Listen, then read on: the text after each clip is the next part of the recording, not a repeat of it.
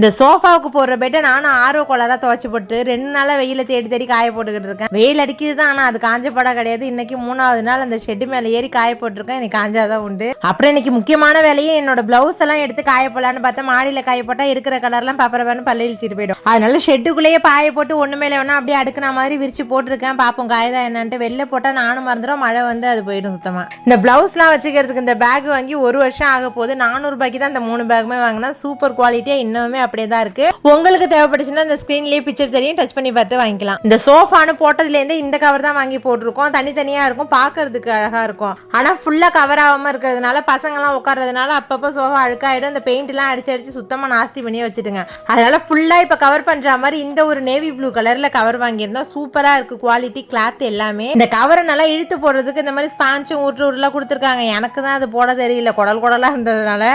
ஆளு யாராவது எக்ஸ்ட்ரா இருந்தா 2 பேர் பிடிச்சிக்கிட்டு தான் போட முடியும். ஏதோ ஓரளவுக்கு போட்டு நல்லா சுட்டிக்கிட்டு வச்சுட்டேன். இதுல நிறைய கலர்ஸ் இருக்கு, நம்ம டைல்ஸ் கலருக்கு ஏத்த மாதிரி வாங்கி போட்டுக்கலாம். உங்களுக்கும் வேணா டேக் பண்றேன், வாங்கிக்கோங்க.